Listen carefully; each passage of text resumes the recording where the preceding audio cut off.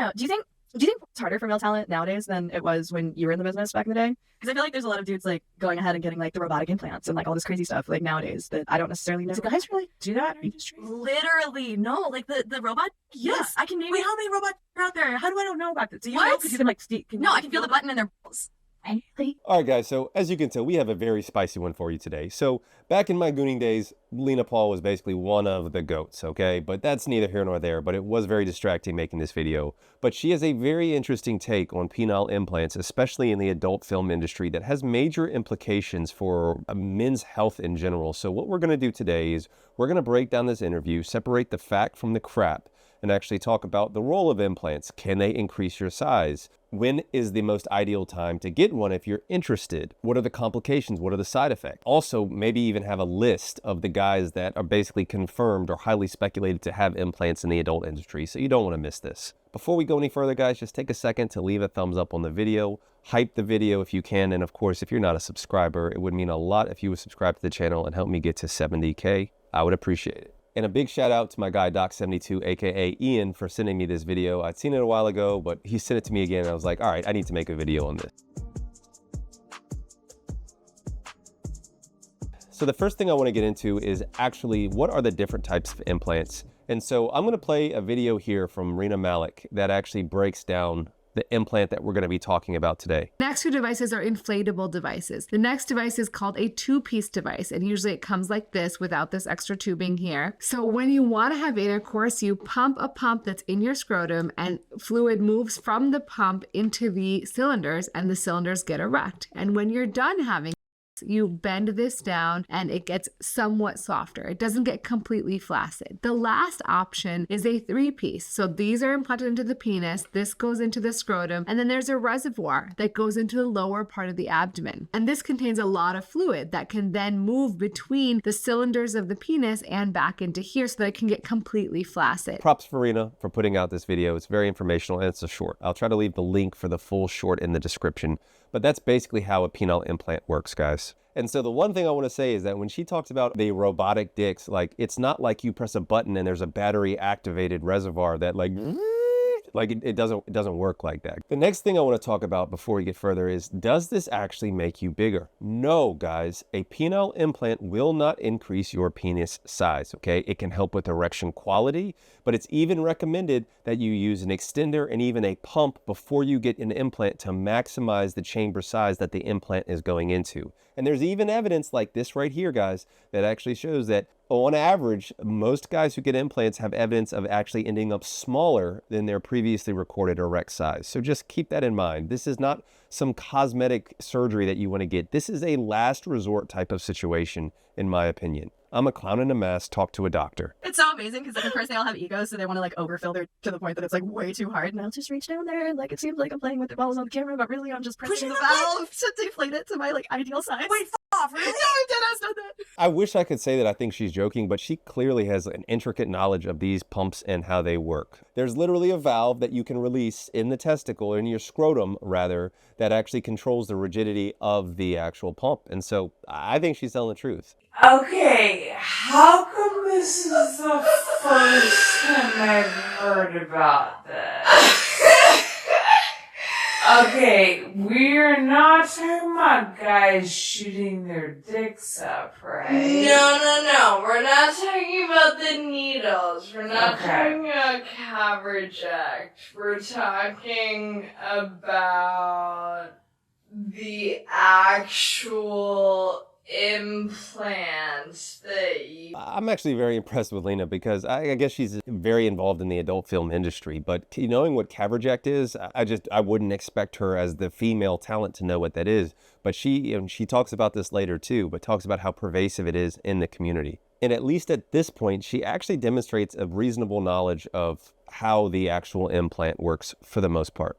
Eventually, if you're using caverject enough, which like a huge portion of the male talent pool are using it now with like increasing frequency because it's becoming to the point now where like that's becoming the standard practice. So the natural guys get really scared about the idea of like, well, what if I just having a bad day on set? Yeah, what if I just have a slightly natural and it takes me like 20 minutes longer than the Dude, dude that shoots up. This is absolutely true because like those are the people that you don't hire back because that's an extra 20 minutes.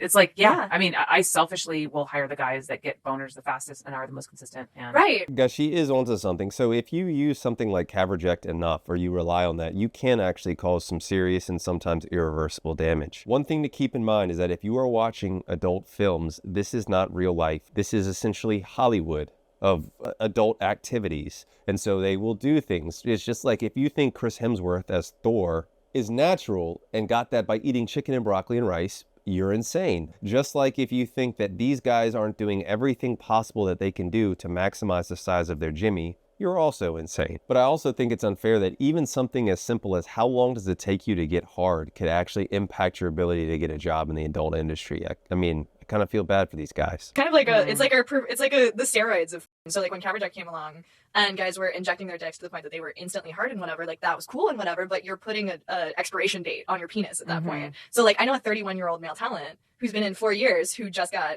an implant because, I mean, I don't know if he's exactly 31. I know he's like early 30s, somewhere in there, but like, and he's only been in a handful of years, and he just got the implant because he used caverject so much and so many days that like it stopped working. And like you can't go back from caverject to like Viagra, like you can't go backwards, so you can only go forwards into these robotic implants. Case in point, okay, she's talking about the guy using caverject in his early 30s that had to rely on an implant because his Jimmy doesn't work the way it should. Now, it is important to note, and I've talked about this before, so many of you guys are out here doing just the most ridiculous crap, injecting BPC 157 into your meat, injecting all of these prostaglandins, DHT cream, all of these things that can cause serious and permanent injury. You're doing it on the chance that you might get a little bit bigger, even though the overwhelming evidence suggests that none of that stuff will help you actually get bigger. And I've talked about this before, guys, but here's a paper here that talks about how literally just the repeated action of a needle penetrating your tunica can lead to things like fibrosis and Peyronie's disease. And so if you are using caverject over and over and over and over again, you can have a buildup of scar tissue that can lead to penile and erectile dysfunction. But some of y'all don't want to hear me, you just want to dance. Y'all don't want to hear me, you just want to dance. The whole like whatever kind of like implant that they use, oftentimes you have to get like revision surgeries, like it's all this crazy stuff. And I mean, okay, wait. How does okay? So you press a button and it fills with fluid, blood. It fills with blood. So it opens like a valve that fills it with blood. So there's so it pumps your own blood into it. Yeah, it's like just like diverting from like that big artery that you have. Okay, or is it your femoral? I don't remember exactly, but whatever. There's like a big artery at the base of your balls that like you are diverting blood flow into your dick through it. And then like when you want it to go down, you like press the button again and you just squeeze the dick and you kind of wring it out like a sponge. Like you just squeeze it really hard and like all of the blood flow goes back in.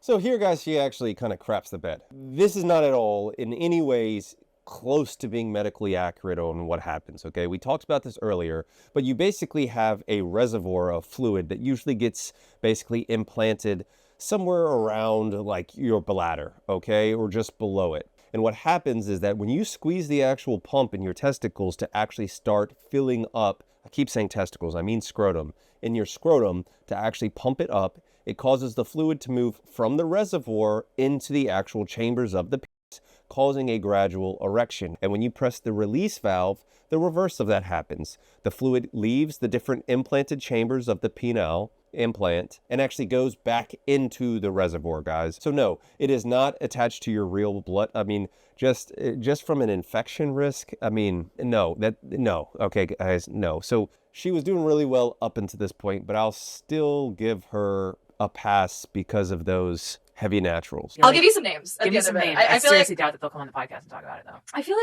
like one person that I know is like particularly proud of the fact that they got one. They're like, well, I'm a fucking professional. Like I do what it takes to get the job done. That's true. Like this is the level of dedication that I have to. You can't argue with that. It's not logical to me. I like it is like it totally is on the one hand, but like on the other hand, I'm like there's something kind of like sad about it to me at the same time. You know, a lot of you guys talk about me saying, hey guys, the actual global average penis size is 5.17 inches, and you're in the comments, oh, Hink, that's cope, that's just cope. This is cope to have to be like, oh yeah, bro, like, no, I'm a professional. I wanted to get an implant because that's how dedicated I am. I don't believe that. I mean, I think that's mental gymnastics. Implants are made for people that have had, for example, prostate surgery, or they've been in a major traumatic accident, spinal cord injury, something where their PP does not work. They cannot get hard any other way. Those are the guys that need implants. This is not for just like a recreational thing, just so you can have better control of how hard you get, okay? So just don't get that twisted. Now guys, there's a lot of posts on the internet about either speculation or confirmed people that have had an implant. And apparently there's a doctor out at UCLA, the head of urology, that does a lot of these penile implants on these adult stars. But that being said, allegedly, okay, I didn't even meet gays, these guys, so I'm not even bothering to do that, guys. Sorry on this video. But Benjamin Gray, Dallas Steele, Dylan Hess, and plenty of others, according to this comment, I honestly don't know who any of those people are, okay? I'm not even trying to pretend like I'm a good person. I love Lena Paul. I'm just saying, like, there are people that, some of which are openly out about having implants. But also, too, don't we have insanely unreasonable expectations for these men? Like, that's more so what You I'm know? saying. It's like, okay, you're going to do something to like permanently change the course of your sex life, because this will change like the way that your sex life happens in some ways. Like, you're going to change that for a job that pays you $300 to $1,000 for the 5 to 10 bookings that you get a month. Like, I mean, I don't know. I think the median income for a male talent can't be more than 50 to 75K, and like the median, I'm saying, like the median income for San Fernando. Exactly this. I mean, can you imagine just doing something that is going to permanently affect you? Just so you guys know, the life of an implant is about 10 years. So if you have a penile implant when you are in your 30s, there's a very good chance that you're going to need 4 or 5 different, basically, replacement surgeries. And can you imagine doing that for a career in the adult industry that's gonna maybe, if you're lucky, last a few years, and you might make 70 grand a year, like median? I mean, I don't know, man. That just seems like a horribly sad outcome.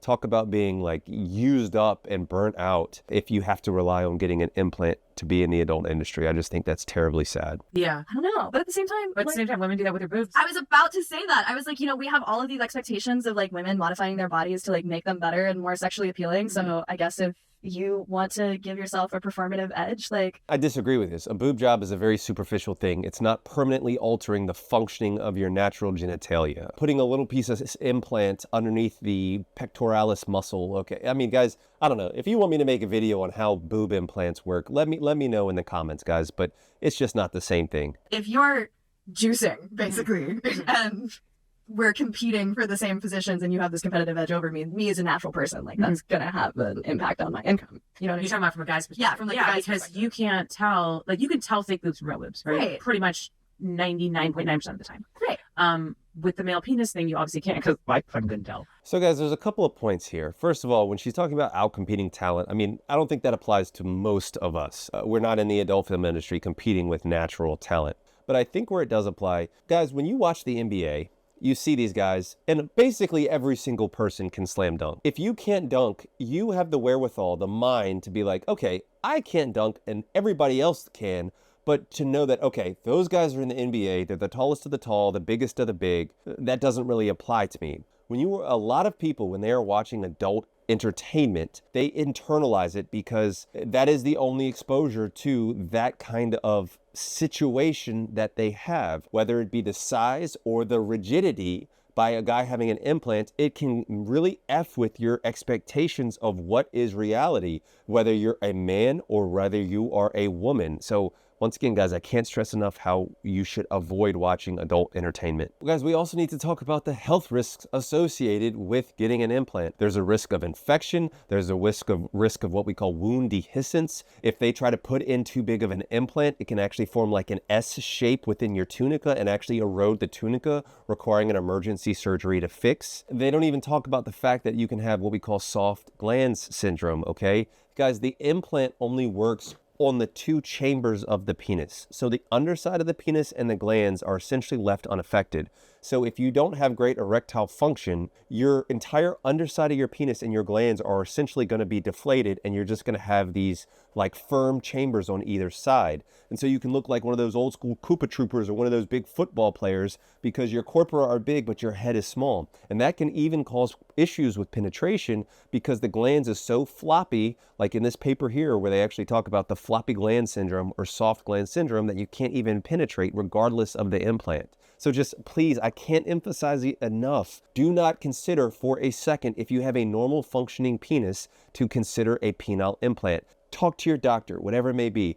But it is a big misnomer to think that you can get some robotic implanted and that's going to make you the size that you've always wanted to be. It does not work like that. Now guys, there is clear medical evidence of the ability to actually make your D bigger, whether it be through using extenders, pumps, or a combination of the two. The evidence is out there. I published my own Hink trial where 7 guys on average grew over 1/2 inch in length and over 1/4 inch in girth in 6 months with photos that you can validate, because the methods that I talk about are based on real science and from real medical literature. So if you're interested on adding significantly size in a real scientific base and in my opinion the safest practices out there, consider my enlargement course, guys. If you use the code HINK10, it will give you 10% off your purchase. And it has recently been updated with not only what to do before you get started, aftercare, the maximum pressure you should use, your set times, how to use an extender.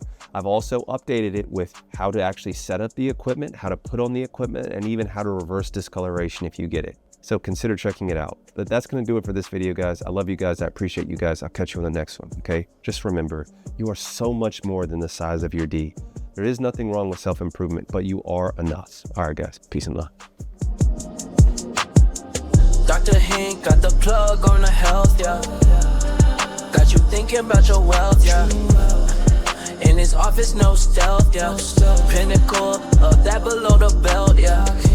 Checks and balance, he's managing. Working miracles, no damage. Got you covered, no panicking. Steady calm. In the clinic, no vanishing. Yeah, with Doc Hink, it's the way back.